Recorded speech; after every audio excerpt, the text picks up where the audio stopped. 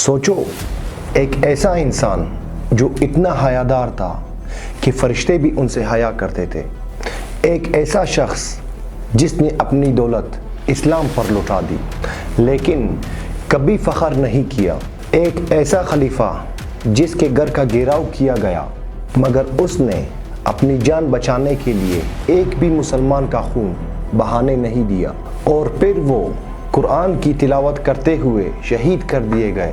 یہ ہے اسلام کے تیسرے خلیفہ، جنتی صحابی حضرت عثمان غنی رضی اللہ تعالی عنہ، جن کی کردار، سخاوت اور صبر نے تاریخ کو ہمیشہ کے لیے بدل دیا۔ مکہ کی گرم ریت پر جب لوگ مال اور طاقت کو سب کچھ سمجھتے تھے، تب ایک ایسا شخص بھی تھا جن کے دل میں حیا، نرمی اور اللہ پاک کے لیے محبت بھی تھی۔ یہ تھے حضرت عثمان غنی رضی اللہ تعالی عنہ۔ ان کا نام سنتے ہی سخاوت، حیا اور دین کی خدمت یاد آتی ہے، لیکن کیا آپ جانتے ہیں کہ یہ عظیم صحابی کس طرح اسلام کے لیے اپنی دولت اور زندگی سب کچھ قربان کر گئے؟ حضرت عثمان غنی رضی اللہ تعالی عنہ قریش کے ایک عزت دار اور امیر خاندان سے تعلق رکھتے تھے۔ بچپن ہی سے ان کا اخلاق دوسروں سے بالکل الگ تھا، نہ کبھی شراب کو ہاتھ لگایا، نہ کبھی جاہلیت کے کاموں میں شامل ہوئے۔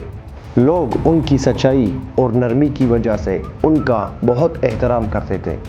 جب محمد صلی اللہ علیہ وآلہ وسلم نے اسلام کی دعوت دینا شروع کی تو شروع میں بہت کم لوگ اسلام قبول کر رہے تھے۔ اس وقت حضرت ابو بکر صدیق رضی اللہ تعالی عنہ نے حضرت عثمان رضی اللہ تعالیٰ عنہ کو اسلام کے بارے میں بتایا۔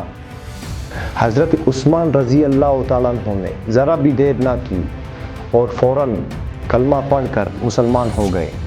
یہ اسلام قبول کرنے والے پہلے لوگوں میں سے تھے، لیکن اسلام قبول کرنا اس وقت آسان نہیں تھا۔ مکہ کے مشرک اس وقت مسلمانوں پر ظلم کرتے تھے۔ حضرت عثمان رضی اللہ تعالیٰ عنہ کو بھی بہت تکلیف دی گئی۔ ان کے چچا ان کو رسیوں سے باندھ دیتے اور کہتے، عثمان اپنے باپ دادا کا دین چھوڑ کر کیوں نیا دین اپنایا؟ لیکن حضرت عثمان رضی اللہ تعالیٰ عنہ کا یہ جواب ہوتا کہ میں اسلام کبھی نہیں چھوڑوں گا۔ ان کی زندگی کا ایک بہت ہی خوبصورت پہلو ان کی حیا تھی، اور نبی کریم صلی اللہ علیہ وسلم نے فرمایا، ہر نبی کا ایک فریق جنت میں ہوتا ہے اور میری امت میں میرا فریق عثمان ہے۔ حضرت عثمان رضی اللہ تعالیٰ عنہ اتنے حیادار تھے کہ فرشتے بھی ان سے حیا کرتے تھے۔ ایک مرتبہ نبی کریم صلی اللہ علیہ وآلہ وسلم گھر میں آرام فرما رہے تھے۔ حضرت ابو بکر صدیق رضی اللہ تعالی عنہ اور حضرت عمر رضی اللہ تعالی عنہ آئے تو نبی صلی اللہ علیہ وآلہ وسلم اسی حالت میں رہے، لیکن جب حضرت عثمان رضی اللہ تعالی عنہ آئے تو نبی پاک صلی اللہ علیہ وسلم سیدھے ہو کر بیٹھ گئے۔ جب پوچھا گیا تو آپ صلی اللہ علیہ وآلہ وسلم نے فرمایا، کیا میں اس شخص سے حیا نہ کروں کہ جس سے فرشتے بھی حیا کرتے ہیں؟ حضرت عثمان رضی اللہ تعالی عنہ کو غنی اس لیے کہا جاتا تھا کیونکہ اللہ پاک نے ان کو بہت مال دیا تھا، لیکن ان کی دل میں دنیا کی محبت نہیں تھی۔ وہ اپنے مال کو اللہ کی راہ میں خرچ کر دیتے تھے۔ جب مدینہ میں مسلمانوں کو پانی کی سخت کمی ہوئی تو ایک یہودی کے پاس بحیرہ روما نام کا ایک کنواں تھا، وہ پیسے لے کر پانی دیتا تھا۔ نبی کریم صلی اللہ علیہ وسلم نے فرمایا، کون ہے جو یہ کنواں خرید کر مسلمانوں کے لیے وقف کر دے؟ اللہ پاک اس کے لیے جنت میں چشمہ عطا کرے گا۔ حضرت عثمان رضی اللہ تعالیٰ عنہ فوراً اٹھ کھڑے ہوئے۔ انہوں نے اپنا بہت سا مال دے کر وہ کنواں خرید لیا اور مسلمانوں کے لیے مفت کر دیا۔ آج بھی دنیا ان کی سخاوت کو یاد کرتی ہے۔ پھر وہ وقت آیا جب جنگ تبوک کے لیے مسلمانوں کو بہت سے مال کی ضرورت تھی۔ گرمی کا موسم تھا، سفر لمبا تھا اور دشمن طاقتور تھے۔ نبی کریم صلی اللہ علیہ وسلم نے لوگوں کو اللہ کی راہ میں مال دینے کی ترغیب کی۔ حضرت عثمان غنی رضی اللہ تعالیٰ عنہ اٹھ کر آئے اور 300 اونٹ اور 100 گھوڑے اور ہزاروں دینار اللہ کی راہ میں دے دیے۔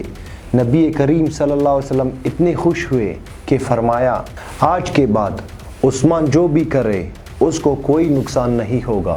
یہ ان کی اخلاص اور عظیم قربانی کا ثبوت تھا۔ حضرت عثمان رضی اللہ تعالیٰ عنہ کو ایک اور عظیم شرف حاصل تھی، انہوں نے نبی کریم صلی اللہ علیہ وسلم کی 2 بیٹیوں سے نکاح کیا۔ پہلے حضرت رقیہ رضی اللہ تعالیٰ عنہا اور ان کے انتقال کے بعد ام کلثوم رضی اللہ تعالیٰ عنہا، اسی لیے ان کو ذو النورین کہا جاتا ہے، یعنی 2 نوروں والا۔ نبی کریم صلی اللہ علیہ وسلم کے انتقال کے بعد جب حضرت ابو بکر صدیق رضی اللہ تعالیٰ عنہ اور حضرت عمر رضی اللہ تعالیٰ عنہ خلیفہ بنے تو حضرت عثمان رضی اللہ تعالیٰ عنہ نے ہر قدم پر ان کا ساتھ دیا۔ پھر حضرت عمر رضی اللہ تعالیٰ عنہ کے بعد حضرت عثمان غنی رضی اللہ تعالیٰ عنہ اسلام کے تیسرے خلیفہ بنے۔ ان کے دور خلافت میں اسلام بہت دور تک پھیل گیا، مسلمان فوج نئے نئے علاقوں تک پہنچ گئے، لیکن ان کا سب سے بڑا کام قرآن پاک کو ایک مصحف کی شکل میں جمع کروانا تھا تاکہ پوری امت ایک ہی قرات پر جمع رہے۔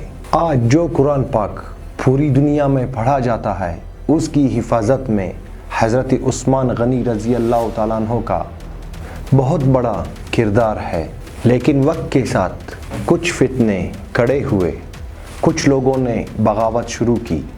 حضرت عثمان رضی اللہ تعالیٰ عنہ چاہتے تو جنگ کر سکتے تھے، لیکن انہوں نے مسلمانوں کا خون بہنے سے بچایا۔ وہ صبر کرتے رہے۔ آخری دنوں میں باغی ان کے گھر کا گھیراؤ کر چکے تھے۔ حضرت عثمان رضی اللہ تعالیٰ عنہ روزے کی حالت میں قرآن پاک کی تلاوت کر رہے تھے، ان کی زبان پر اللہ کا ذکر تھا۔ اسی حالت میں ظالموں نے ان کو شہید کر دیا۔ ایک روایت میں آتا ہے کہ جب ان کو شہید کیا گیا اس وقت قرآن کی جس آیت پر اس کا خون گرا اس میں لکھا تھا اللہ تمہارے لیے کافی ہے۔